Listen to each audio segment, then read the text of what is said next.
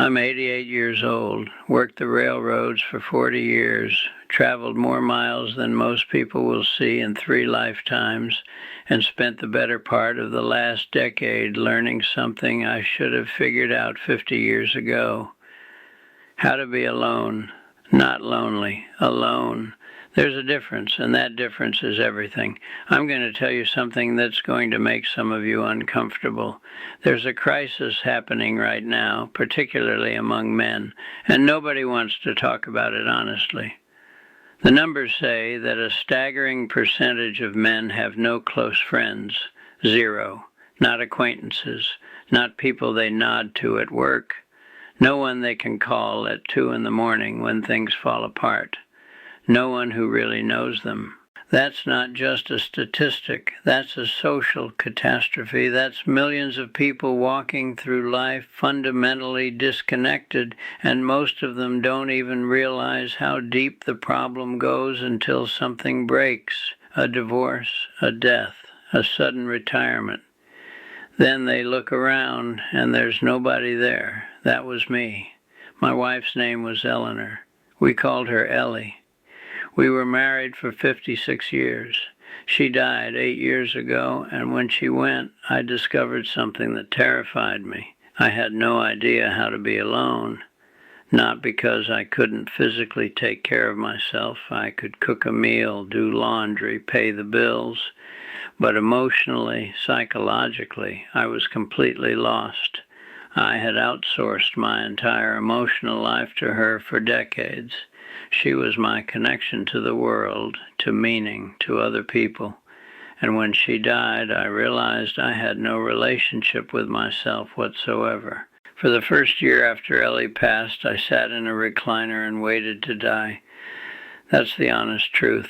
I'd get up, make coffee, sit in that chair, watch television I didn't care about, and wait for my body to quit.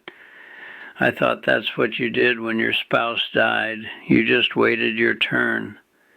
But something happened around month 13. I was sitting in that chair, middle of the afternoon, staring at some game show, and I caught my reflection in the dark television screen during a commercial break. And I looked at myself, really looked, and I thought, who the hell is this man? If Ellie walked through that door right now, would she recognize what I've become? Would she be proud of the person sitting in this chair? The answer was no, absolutely not. And that's when I understood something fundamental. Loneliness isn't about the absence of other people. It's about having a broken relationship with yourself. I was lonely because I didn't want to be alone with the person I'd become. I'd let myself turn into someone I didn't respect, didn't like, didn't want to spend time with, and that's a special kind of hell. So I made a decision. If I was going to survive this, if I was going to actually live instead of just exist until I died, I had to become someone I could stand to be alone with. Someone I respected, someone with a reason to get out of that chair every morning. And that meant work, real work, the kind most people spend their whole lives avoiding. Let me tell you the 3 things that saved my life. 3 core lessons that took me from waiting to die to actually wanting to wake up in the morning. The first lesson is this. Tell the truth with kindness. I had spent years lying to myself, lying about who I was, what I'd done, what I'd failed to do. After Ellie died, those lies got louder and meaner. I'd sit in that chair, and a voice in my head would just catalog every failure, every time I'd been a lousy husband, a distant father, a half-hearted friend, every promise I'd broken, every opportunity I'd wasted, every way I'd fallen short. It was vicious, unrelenting. But here's what I learned. You cannot build a life on self-hatred. You can acknowledge your faults without destroying yourself in the process. You can tell the truth about who you've been without making it impossible to become someone better. So I started a practice. Every morning I'd sit with a cup of coffee and I'd write down one true thing about myself. Sometimes it was a failure I needed to acknowledge. Sometimes it was a strength I'd been ignoring. But I wrote it down and then I practiced forgiveness. Not the kind of forgiveness where you pretend nothing happened. The kind where you say, yes, I did that, it was wrong, and I'm going to do better starting now. I forgave myself for being absent during my kids' childhoods while I chased overtime and promotions. I forgave myself for taking Ellie for granted. For all those years I thought we had unlimited time. I forgave myself for wasting decades on things that didn't actually matter. And slowly, over months, that vicious voice got quieter. The second lesson is harder. Become someone you respect. Self-respect isn't something you feel. It's something you earn. And you earn it through action, through keeping promises to yourself, through doing hard things consistently, even when nobody's watching. I started small. I promised myself I'd walk 1 mile every single day. Doesn't sound like much. But when you're 80 and haven't moved in a year except to shuffle to the bathroom, it's something. The first week, I barely made it to the end of the block before I had to turn around, but I did it. Every single day, rain, snow, summer heat, I walked. And every time I finished that walk, I proved to myself that I could keep a promise, that I was the kind of man who did what he said he'd do. Then I learned to cook, real cooking, not heating up frozen dinners or opening cans. I bought a basic cookbook and I worked through it recipe by recipe, burned a lot of food at first. Made some truly inedible disasters. My garbage can was full of failed experiments, but I kept at it. And you know what? Learning to cook at 80 years old taught me something profound. I could still grow. I could still develop new skills. I wasn't done learning. I wasn't finished becoming. Then I took on a bigger project. I'd always wanted to build a model train layout, one of those elaborate setups with scenery and buildings and working signals, the whole thing. For 50 years, I told myself I'd do it someday when I had time. Well, I had time, so I built it. Took me 2 years. I converted half my garage into a layout with mountains made of plaster tunnels, a whole miniature world I created from scratch. People think that's silly, an old man playing with toy trains. But that project gave me purpose. It gave me something to work toward every day, something to think about, something to problem solve, something to be genuinely proud of.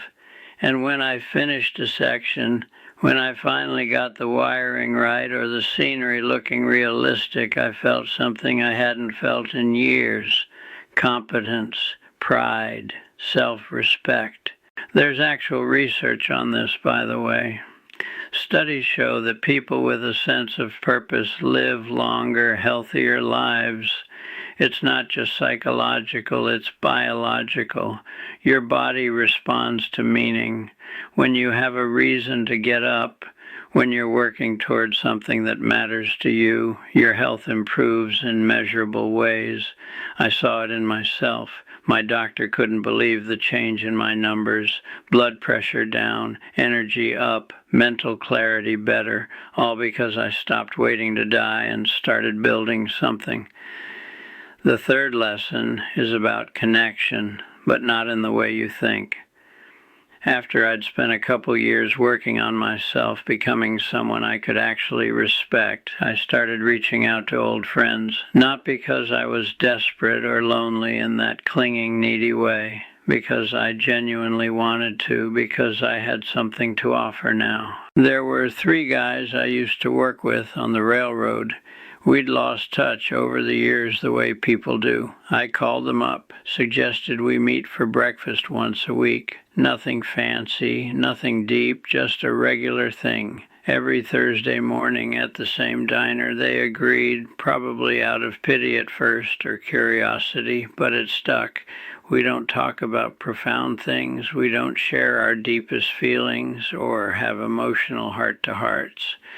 We talk about the news, about our aches and pains, about whatever's happening in our lives, but the consistency matters. The showing up matters. Every Thursday, I have a reason to shower, get dressed, leave the house, and be part of something beyond myself. Every Thursday, I'm reminded that I'm still connected to the world, still part of the human story. Here's what I learned about connection. You cannot build real relationships when you're desperate. When you're drowning, you drag people down with you. Nobody wants to be around that kind of need. But when you're stable, when you've done the work to become someone who can stand on their own 2 feet, that's when you can connect in a healthy way. I don't need those Thursday breakfasts to survive. I'd be okay without them. But they enrich my life. They add color and warmth to my days. There's a huge difference between those 2 things. I still miss Ellie every single day. That grief doesn't go away, and I wouldn't want it to. But I've learned to carry it without letting it crush me. I've learned that I can honor her memory by living well, by becoming the kind of man she would have been proud to know, not by dying slowly in a recliner. Now let me talk directly to the young men listening to this. The ones who are lonely right now, the ones who don't have close friends, who feel isolated, who spend their nights scrolling through screens pretending it's connection. Listen to me carefully. Don't let loneliness turn into bitterness. Don't let it harden into anger at the world or resentment toward people who have what you don't. I've seen men go down that road. Hell, I knew a guy named Marcus who let his isolation poison him. Started blaming everyone else, women, society, the younger generation, everyone but himself. He ended up angry, isolated, impossible to be around, died alone and bitter at 68. Don't be Marcus. Don't let loneliness calcify into rage. Instead, do the work. Become someone worth connecting with. That sounds harsh, I know, but it's the truth, and you need to hear it. Ask yourself honestly, if you were someone else, would you want to be friends with you? Are you honest? Are you kind? Are you reliable? Do you contribute anything positive to the lives of people around you? If the answer is no, that's not a judgment. That's just where you start. Connection takes time. There are no shortcuts. You can't swipe your way into a meaningful friendship. You can't buy intimacy or hack your way to belonging. You have to build it slowly, brick by brick, through consistent presence, through showing up, through being the kind of person others genuinely want around. And here's the hard truth nobody wants to say out loud. You might be alone for a while as you do this work. That's okay. In fact, it's necessary. You need to become comfortable with yourself before you can truly connect with others in a healthy way. You need to develop interests, skills, routines that give your life structure and meaning, independent of whether anyone else is there or not. I spent 3 years essentially alone, working on myself, building my model trains, learning to cook real meals, taking my daily walks. It wasn't easy. There were nights I sat at my kitchen table and cried from the sheer weight of solitude. There were days I questioned whether any of it mattered, but I kept going. And on the other side of that work, I found something I never expected: peace. I'm 88 years old. I live alone in a small house. I have a modest circle of friends I see regularly. I have projects that matter to me. I have routines that anchor my days and give them shape, and I'm okay, more than okay. I'm at peace with who I am and how I'm living. I respect myself in a way I never did before. Could I have done this better? Absolutely. I wasted years, decades really. I should have learned these lessons when I was 30, not 80, but I didn't, and I can't change that. What I can do is share what I learned, so maybe someone else doesn't waste as much time as I did. So here's my question to you, whoever you are, whatever age you are, what are you going to do? Are you going to sit in the metaphorical recliner and wait? Wait for connection to magically find you? Wait for someone to fix your loneliness? Wait for life to suddenly get easier? Because I'm telling you right now, it won't. No one's coming to save you. That's not cynicism. That's just reality. Or are you going to get up and do the work? Are you going to become someone you actually respect? Are you going to build a life that has meaning and structure independent of whether anyone else is watching or approving?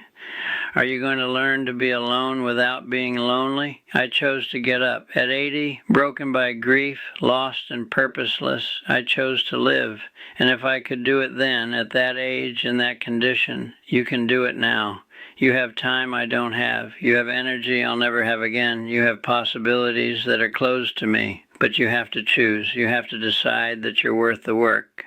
Tell the truth with kindness. Become someone you respect. Find meaningful activity. Those three things, that's the work. It's hard. It's uncomfortable.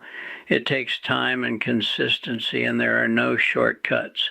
But on the other side of that work is a life you can actually live instead of just endure. A life where being alone doesn't mean being lonely. A life where you're genuinely at peace with your own company. I'm still here, still building trains, still taking my daily walks, still showing up for Thursday breakfast with the guys, still learning, still growing. At 88 years old, if I can do it at my age, with my regrets, with my losses, anyone can. The question isn't whether you can. The question is whether you will. Will you sit in the recliner and wait to die, or will you get up and choose to live? I got up. What will you do?